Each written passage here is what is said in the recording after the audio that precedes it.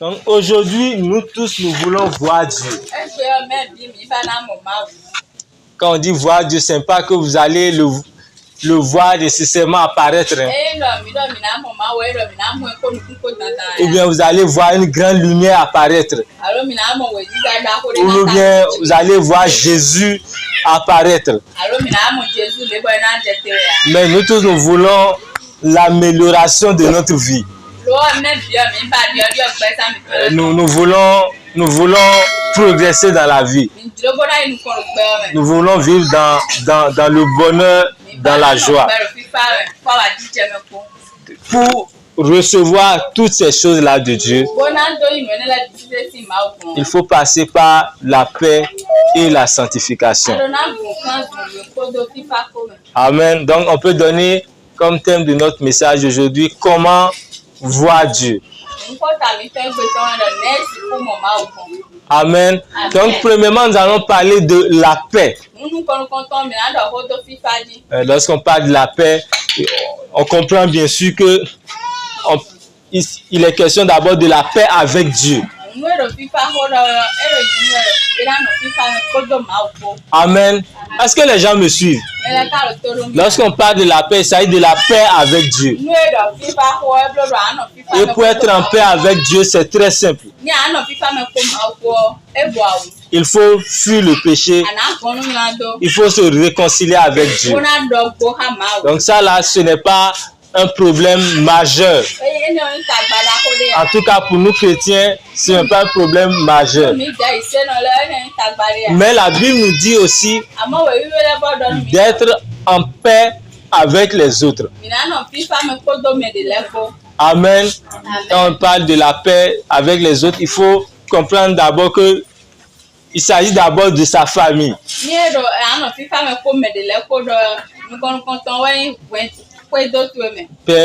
Paix, je vais dire, entre le mari et sa femme.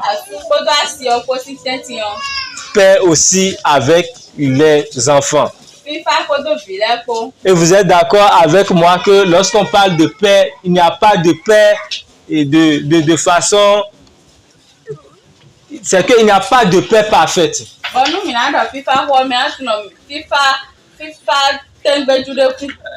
Mais il faut quand même faire de son mieux pour éviter certains problèmes, pour accepter l'autre tel qu'il est.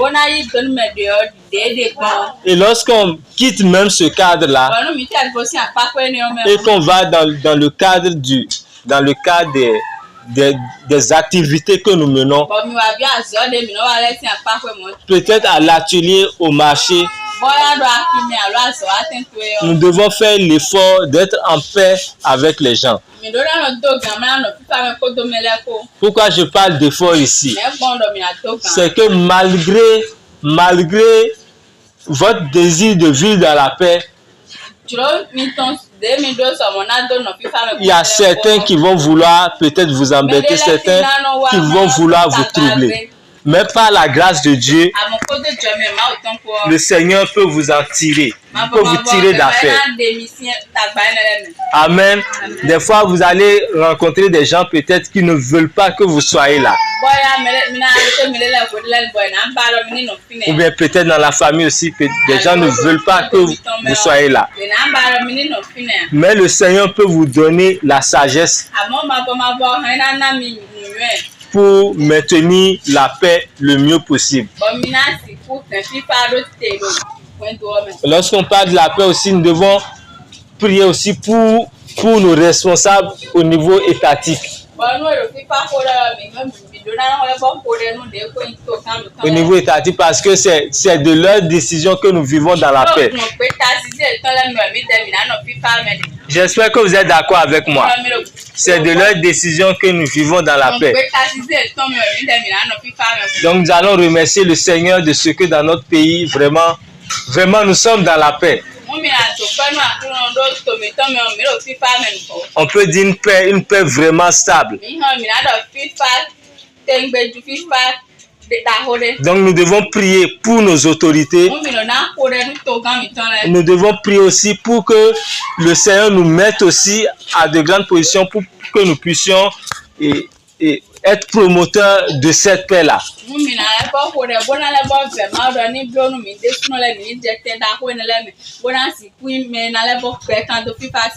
La Bible dit que ceux qui recherchent la paix seront appelés fils de Dieu. Le problème, c'est que lorsqu'on est en guerre avec les gens, on est en rancune avec tout le monde, il est difficile d'être en contact avec Dieu. Vous savez autant que moi que pour communiquer avec Dieu, il faut une certaine stabilité émotionnelle. Bon, je vais vous donner un exemple. Lorsque la Bible dit de ne pas se venger, ou bien je laisse même ce cas-là, je prends le cas où la Bible dit que l'orgueil précède la chute.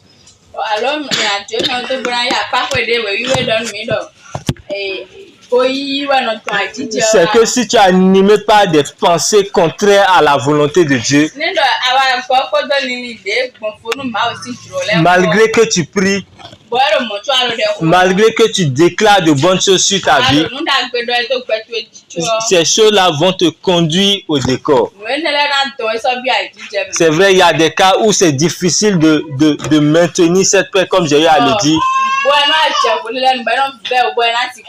Mais le Seigneur est à mesure de nous aider. Lorsqu'on parle de paix entre le mari et la femme,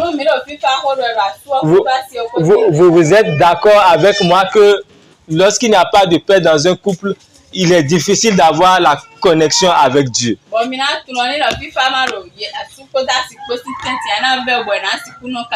En tout cas, ceux qui ont fait l'expérience sauront que quand il y a mésentente, les prières ne marchent pas.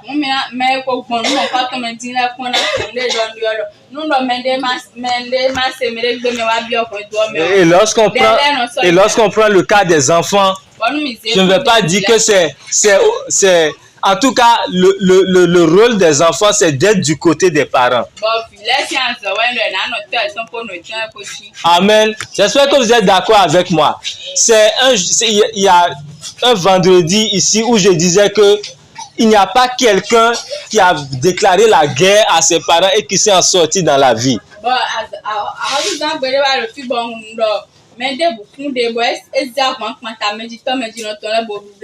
En tout cas, si vous avez des cas, vous pouvez parler de ces cas. Si vous déclarez la guerre à vos parents, quel que soit ce qu'ils vous ont fait, si vous déclarez la guerre à vos parents, vous allez tomber. Peu importe l'onction qui est sur vous, si vous déclarez la guerre à ceux qui vous ont mis au monde, vous allez tomber. Même chose aussi dans l'église. Il paraît que c'est dans l'église même qu'il y a plus de problèmes. Bon, je ne sais pas si c'est notre époque, si c'est à notre époque ou bien c'était comme ça depuis toujours. Mais malgré ce qui se passe, par la grâce de Dieu, nous pouvons vivre en paix. Amen. C'est vrai, nous tous, on ne peut pas penser de la même manière. Nous tous, on ne peut pas réfléchir de la même manière. Mais on peut faire l'effort, par la grâce de Dieu, de vivre dans l'harmonie. Et vous êtes d'accord avec moi que dans l'église, lorsqu'il n'y a pas la paix aussi, il y a quelques difficultés.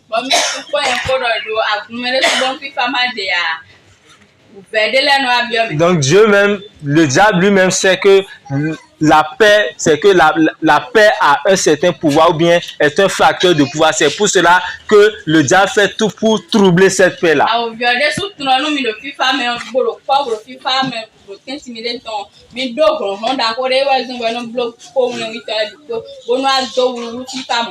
Amen. Donc, on retient de cette partie qu'il faut être d'abord en paix avec Dieu. et en paix avec les autres. Bien sûr, autant que cela dépend de nous. Amen. La paix avec Dieu, la paix avec les autres. Et la paix dans les couples aussi. Et il appartient aux enfants de se soumettre à leurs parents. Amen. Et lorsque la Bible dit que si on obéit aux parents, cela sera source de bénédiction. La Bible parle d'abord de longévité et de bonheur. Et de bonheur. Et lorsqu'on prend le cas de l'Église, il faut aussi être en paix avec ceux qui sont devant. Amen. Parce que c'est ceux qui sont devant aussi ont un certain pouvoir. Amen. Il y a certains propos que j'avais tenus ailleurs que je ne veux pas tenir ici, mais il faut comprendre ça comme ça.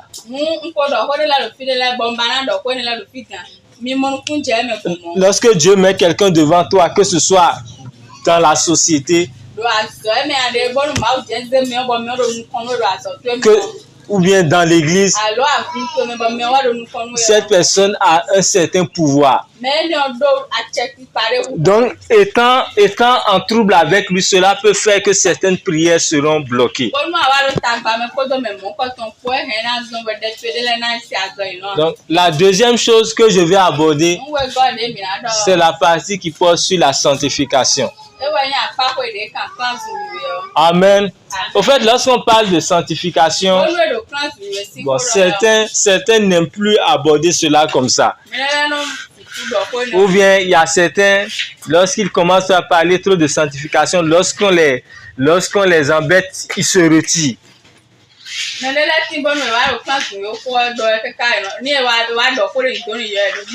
Lorsqu'on parle de la sanctification, certains pensent qu'on parle d'éviter l'adultère ou bien la fornication seulement. Mais c'est au-delà de cela. Ça va jusque dans vivre dans la justice. Amen. Lorsque la Bible parle de vie de sainteté, il s'agit de vie de sainteté dans tous les domaines. Et je crois que ce n'est pas le moment pour moi de vous dire qu'un chrétien ne fait pas ceci, un chrétien ne fait pas cela. Même les païens, bon, aujourd'hui nous disons les païens alors que c'est ceux qui ne sont pas juifs qui sont des païens. Nous parlons comme si nous sommes des juifs. Donc même les païens savent la conduite qu'un chrétien doit avoir. J'espère que vous êtes d'accord avec moi. Amen. Pourquoi on parle de sanctification? Sanctification relative bien sûr à la sainteté. Celui qui vit dans la sainteté sera de façon normale, juste.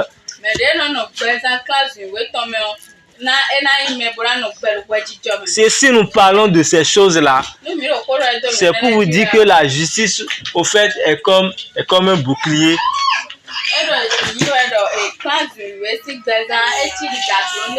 Ou bien comme une ceinture. Je vais vous donner un exemple dans la Bible. Vous voyez que David, la Bible, Dieu a dit que c'est un homme selon son cœur. Pas parce qu'il était parfait à 100%, mais parce qu'il cherchait la volonté de Dieu. Et si vous lisez l'histoire de David, vous allez voir que c'était quelqu'un de droit.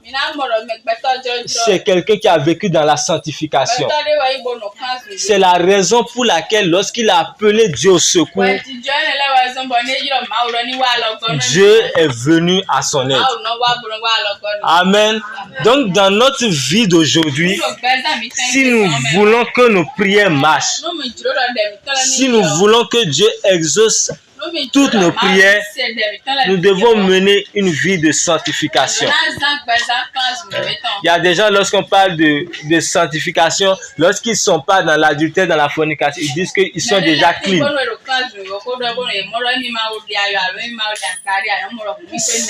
Si vous n'êtes pas honnête dans vos affaires, par exemple, cela veut dire qu'il y a, au niveau de la sainteté, il y a un problème.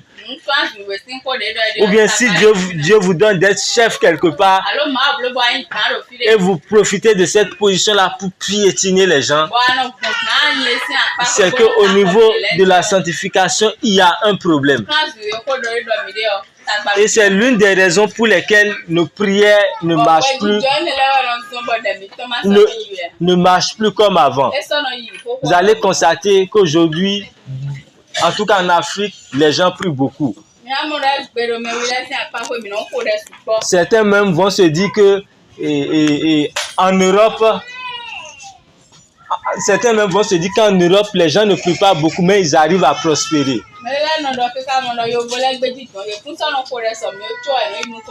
Moi, je ne peux pas dire que je sais ce qui se passe. Mais ce que moi je sais, c'est que si on est sérieux dans notre vie chrétienne, on est honnête avec Dieu, nous allons voir Dieu à l'œuvre dans notre vie. Dans tous les domaines. Le jour où nous allons nous lever pour prier contre les sorciers, ils vont tomber. Le jour où nous allons nous lever pour demander quelque chose à Dieu, il va nous donner cela. Mais si on n'est pas honnête avec Dieu, nous aurons des difficultés à recevoir de lui. C'est vrai, la Bible dit que Dieu envoie la pluie sur le sol du bon et le sol du méchant. On peut aussi dire que l'air que nous respirons, c'est que la même air que les justes respirent, c'est la même air que les méchants respirent. Mais il faut reconnaître qu'il y a des grâces, des bénédictions particulières qui accompagnent le juste, qui accompagnent celui qui vit dans la sanctification. Pourquoi la Bible dit que le juste vivra par la foi? Le juste vivra par la foi parce que nécessairement il va rencontrer des problèmes. Mais sa foi va lui permettre de communiquer avec Dieu et d'avoir la victoire. Et c'est David, je crois, qui a dit que le malheur atteint souvent le juste, mais l'Éternel l'en délivre toujours.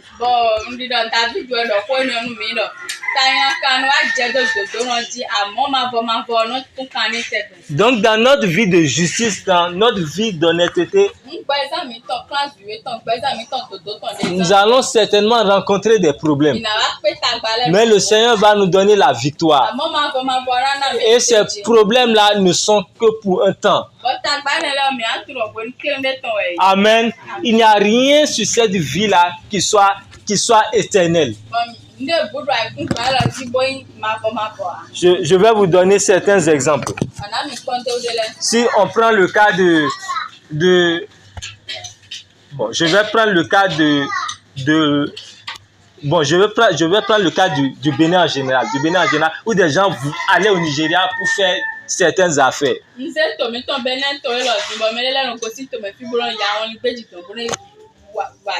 Parce que le Naira avait une autre valeur par rapport au CFA. Mais aujourd'hui, ce n'est plus le cas. Même lorsqu'on prend le cas de la situation économique aujourd'hui, il y a 10 ans passés, ce n'était pas ça. Donc, il n'y a rien qui soit éternel sur la terre. Donc, tout n'est que pour un temps. Si à cause de notre vie chrétienne, nous endurons certaines choses, nous devons savoir que c'est pour un temps. Amen. Donc nous allons maintenant nous lever et passer du temps dans la prière. Mes yeux sur